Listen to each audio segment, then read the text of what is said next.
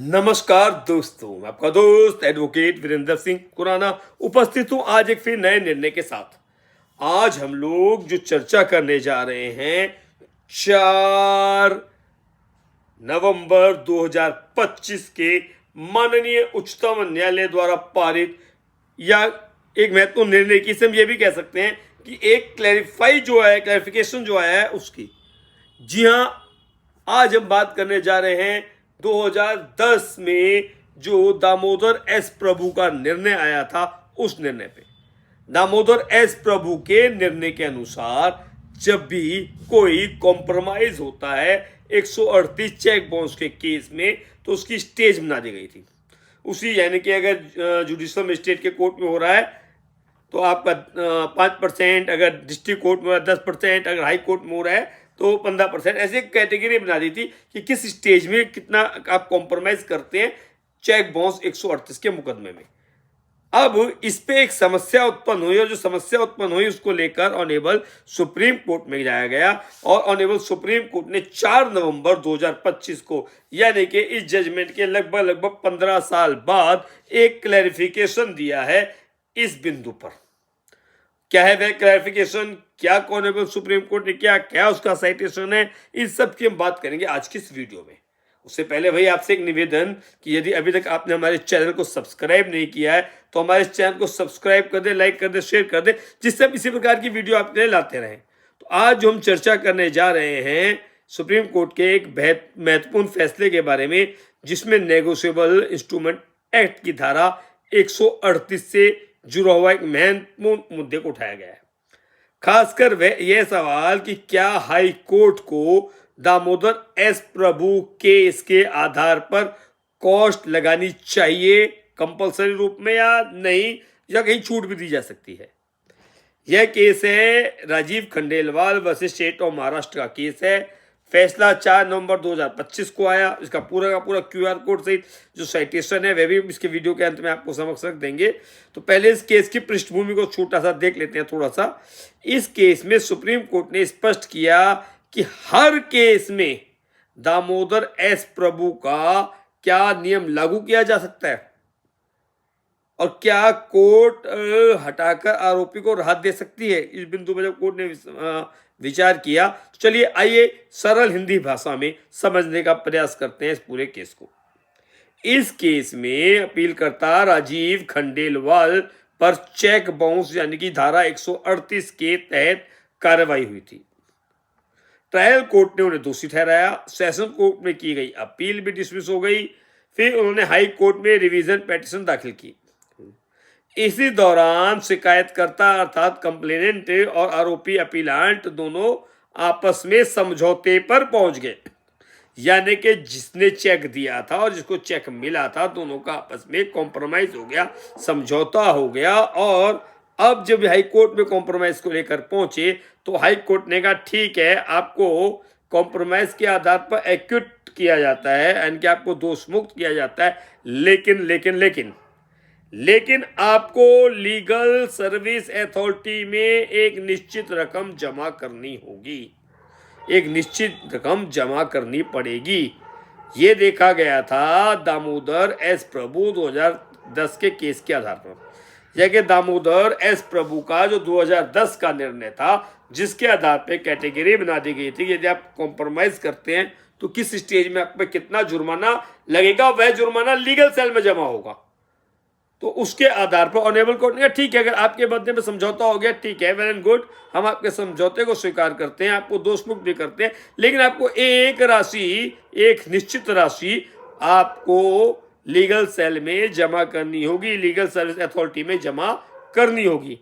परंतु आरोपी ने कहा कि मेरी आर्थिक स्थिति सही नहीं है, मेरी आर्थिक स्थिति सही नहीं है और जब कंप्लेनेंट को कोई आपत्ति नहीं है तो मुझे जबरदस्ती क्यों भरना चाहिए। देखिए, मेरी आर्थिक स्थिति ठीक नहीं है, जो कंप्लेनेंट है उसको कोई आपत्ति नहीं है, तो क्यों जबरदस्ती मुझसे लीगल सेल के पैसे आप दिलवाना चाहते हैं। मेरी ऐसी स्थिति नहीं है कि मैं लीगल सेल का पैसे दे सकूं। और हाई कोर्ट ने इसको नहीं माना। जब हाई कोर्ट ने इसको नहीं माना तभी मामला पहुंचा ऑनेबल सुप्रीम कोर्ट में।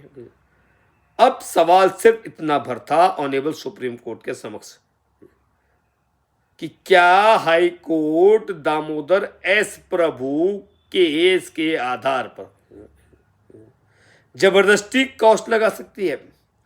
दामोदर एस प्रभु का जो निर्णय है उसके आधार पर क्या जबरदस्ती कॉस्ट लगाई जा सकती है, जबकि कंप्लेनेंट खुद पैसों की मांग नहीं कर रहा। इसी बिंदु पर हाई कोर्ट में आर्गुमेंट हुए। अपीलांट राजीव खंडेलवाल की जो दलील थी वह थी कि दामोदर एस प्रभु केस में ऑनरेबल सुप्रीम कोर्ट ने आर्टिकल 142 का इस्तेमाल किया था, यानी वह हर केस पर बाध्यकारी कानून नहीं है, क्योंकि वह आर्टिकल 142 के अधीन दिया गया है, तो इसलिए हर केस में बाध्यकारी नहीं मान सकते। दूसरा उन्होंने कहा कि अगर रिविजनल स्टेज पर भी कॉस्ट लगाई जाएगी तो लोग सेटलमेंट करने से बचेंगे। अगर आप रिविजनल स्टेज पर भी कॉस्ट लगाने लग जाएंगे तो लोग सेटलमेंट क्यों करेंगे, वो सेटलमेंट से बचने लग जाएंगे। और जब कंप्लेनेंट को ही कोई आपत्ति नहीं है तब मुझ पर कॉस्ट क्यों लगाई जा रही है। अमाउंट लीगल सर्विस अथॉरिटी को देना था, कंप्लेनेंट को नहीं, तो फिर जबरदस्ती क्यों। यानी कि अमाउंट तो वैसे भी कोई कंप्लेनेंट को तो मिल नहीं रहा है, लीगल सर्विस अथॉरिटी को मिल रहा है, तो जबरदस्ती क्यों लगा रहे हैं आप। अब रिस्पोंडेंट्स की जो दलील आई, उन्होंने भी कहा कि उन्हें कोई आपत्ति नहीं है यदि सुप्रीम कोर्ट कॉस्ट को हटा देता है। यह एक रेयर केस था, ऑनरेबल सुप्रीम कोर्ट ने पाया कि यह एक रेयर केस था जहां दोनों पक्ष एक ही बात पर सहमत थे। अब जो जजमेंट जिन वाली पीठ में जो जजेस थे वह थे justice M Sundaresan and justice Satish Chandra Sharma. Supreme court ने साफ कहा, नंबर 1, दामोदर एस प्रभु का जजमेंट कोई बाइंडिंग प्रेसिडेंट नहीं है। हर केस अपनी परिस्थितियों के आधार पर तय होगा। जब कंप्लेनेंट को कोई पैसा नहीं चाहिए तो आरोपी पर जबरदस्ती कॉस्ट नहीं थोपी जा सकती। अपीलांट ने इनएबिलिटी दिखाई है और यह विवादित नहीं है, इसलिए उससे पैसे जमा करवाना उचित नहीं है। हाई कोर्ट द्वारा लगाया गया कॉस्ट कानूनी दृष्टि से टिकाऊ नहीं है। अंत में सुप्रीम कोर्ट ने कहा कि कॉस्ट की पूरी शर्त हटाई जाती है कि उसको राहत दी जाती है, अपील डिस्पोज कर दी जाती है। सुप्रीम कोर्ट ने हाई कोर्ट का आदेश रद्द करके यह स्पष्ट कर दिया कि किसी भी सेटलमेंट वाले सेक्शन 138 एनआई एक्ट के केस में कोर्ट हर बार दामोदर एस प्रभु का नियम लागू नहीं कर सकती है। अगर ऑनरेबल कोर्ट को लगता है तो इसमें छूट दी जा सकती है, छूट दी जानी चाहिए। यह जजमेंट कई बार मिलने वाली अननेसेसरी पेनल्टीज पर बिल्कुल स्पष्ट दिशा प्रदान करता है, क्योंकि हमने देखा कई बार कोर्ट बिल्कुल कहने लग जाती है नहीं, अब दामोदर एस दोनों पक्ष राजी हो गए, सेटलमेंट होने को राजी है, सेटलमेंट हो रहा है, वहां पर कोर्ट कहते नहीं दामोदर एस प्रभु का जो निर्णय है वो मैंडेटरी है, बाध्यकारी है, हमारे हाथ बंधे हुए हैं। तो ऑनरेबल सुप्रीम कोर्ट ने कहा कि नहीं, ऐसा नहीं है, आपके हाथ बंधे हुए नहीं है। यानी कि जो कोर्ट कहती थी कि नहीं हमारे हाथ ही बंधे हुए दामोदर एस प्रभु के निर्णय से, तो यह एक कोर्ट के लिए भी एक चाबी का काम करेगा, की का काम करेगा कि आप इस की के द्वारा उसको जो आपने कहा कि हमारे हाथ बंधे हुए हैं, आपके हाथों में ताले लगे हुए हैं, उन तालों को खोल सकते हैं। इस फैसले का प्रभाव यह होगा कि रिविजनल स्टेट पर अगर सेटलमेंट होने लगा तो अब एक्यूज को डरने की जरूरत नहीं रहेगी, सेटलमेंट करते समय भारी भरकम कॉस्ट नहीं लगेगी,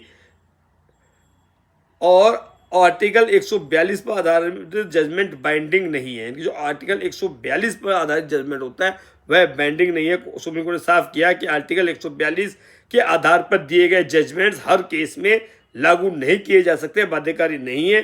कंप्लेनेंट की इच्छा सर्वोपरि है, कंप्लेनेंट की इच्छा को भी महत्व दिया जाना चाहिए। अगर कंप्लेनेंट को सेटलमेंट में कोई भुगतान नहीं चाहिए तो कोर्ट एक्यूज्ड को एक्स्ट्रा पेमेंट के लिए मजबूर नहीं कर सकती। फ्यूचर 138 एनआई एक्ट केस में बड़ा रेफरेंस के रूप में निर्णय काम आने वाला है। यह निर्णय आने वाले समय में कई हाई कोर्ट में रेफरेंस के तौर पर इस्तेमाल किया जाएगा। और अब केस की जो समरी है, अगर एक बार दोबारा देख लें तो एक्यूज जिसमें दोषी था, अपील और रिवीजन पेंडिंग थी, बीच में सेटलमेंट हो गया। हाई कोर्ट ने एक्विटल तो कर दिया पर दामोदर एस प्रभु के इसके आधार पर कॉस्ट लगा दी। सुप्रीम कोर्ट ने कहा कि अगर कॉस्ट लगाने का कोई औचित्य नहीं है, केस स्पेसिफिक अप्रोच अपनाइए, केस स्पेसिफिक अप्रोच अपनाइए। दामोदर एस प्रभु के निर्णय के आधार पर अब हर केस में नियम इसको लागू नहीं कर सकते और एक उसको फाइनल रिलीफ मिल गई। दोस्तों यह था पूरा मामला Rajeev Khandelwal versus state of Maharashtra 2025 का, जो नेगोशिएबल इंस्ट्रूमेंट एक्ट के मामलों के लिए एक महत्वपूर्ण दिशा निर्देश बन गया है। अगर ऐसे लीगल जजमेंट्स की आसान सरल हिंदी भाषा में आपको हमारी ये एक्सप्लेनेशन, आपको हमारा ये हिंदी सरल भाषा में ये पसंद आ रहा है तो आपसे ये कि इसको लाइक करें, शेयर करें और सब्सक्राइब करना ना भूलें। और नीचे कमेंट में भी बताएं कि आपको हमारे यहाँ कोई कमी दिख रही है, तब भी को अच्छा लग रहा है, तभी कमेंट जरूर करके बताएं।